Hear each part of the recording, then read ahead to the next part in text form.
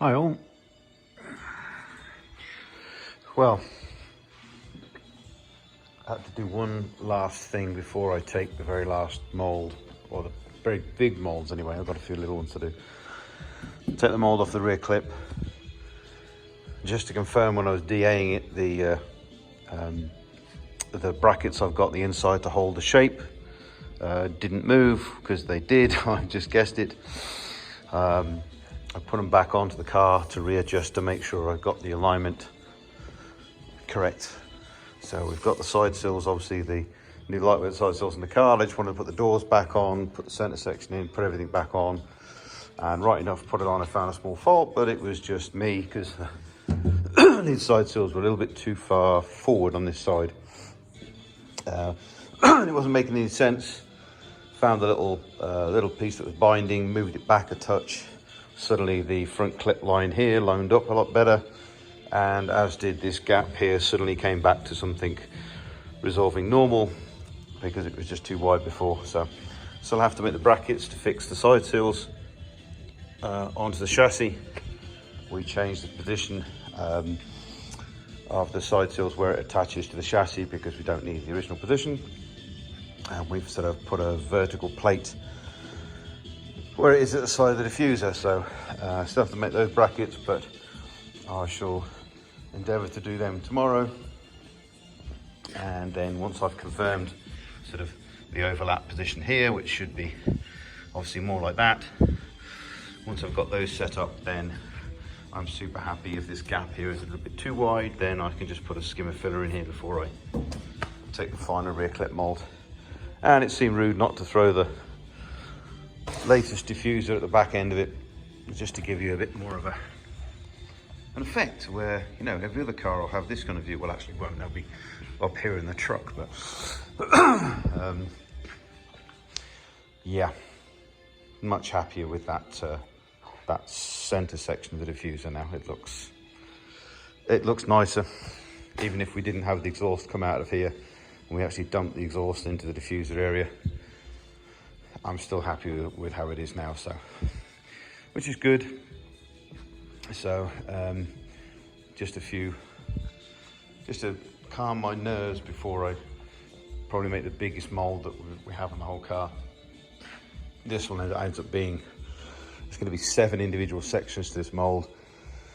So this one's going to take a little bit longer to do, but that's the last big push to try and get this mold done and that part out of the mold for summer. But once I start making this mold, I'll put the put the rear clip into the workshop, into the messy shop, and realistically I don't have to worry about any of the car now, because pretty much all of the bodywork now I know should line up. So we can strip the car. Hopefully in 2 or 3 weeks time we'll be able to strip the car down. I'll have had the last bracket to make, say, for the bodywork sides here, and we can then start making all the silly little brackets that go to the chassis. So there's brackets for the side sill fixings here. There's a couple more of those to make. We can start the dashboard, because I can, while I'm doing the mold, obviously I'll have time during the day, because I just put one layer on every day to the mold, so I'll have the rest of the day, so I can start then doing the dashboard part itself. And obviously with our dashboard top, I can start doing that. But I can also start attaching the little the earthing brackets. Obviously we've got some here, some triangulation, some gussets here that I drilled a hole in, so basically I can use that as an earthing point. But we're going to need a few more in the excuse me, we're going to need a few more where all the basically the electronics are. So we're going to need some mounting brackets for the ECU, for the PDM, etc, etc. We also now have the latest generation of unmodified charge coolers at the moment. So we've got a pair of these that'll be back to back. We're modifying the port entry and exit for the water hose. I won't be using those. I'll probably just put a plug in that to plug it off. We'll have water hoses coming off of the top corner and the bottom corner. Also have the header. We also have the cooling radiator in here for the intercooler itself. that was quite a good find. It's actually a Suzuki Hayabusa water radiator, which makes total sense because it's nice and curved, so it makes a nice shape inside there. I can tidy that up. I can now with the intercoolers on the wall, I can now get the dry sump tank, and I can put it in the side sill, basically in front of the rear wheel here. So it saves a lot of hassle. But yeah, lots of ideas coming together at least, and at least making some sense, should we say now. So yeah, it's nice to have the body all back on.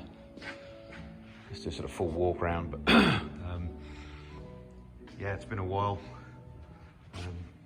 But really, I just wanted to be 100% sure. So this is the front. This is the buck for the front, because we've now took the mold off. The mold, I don't think it's lights on. The mold's in here now.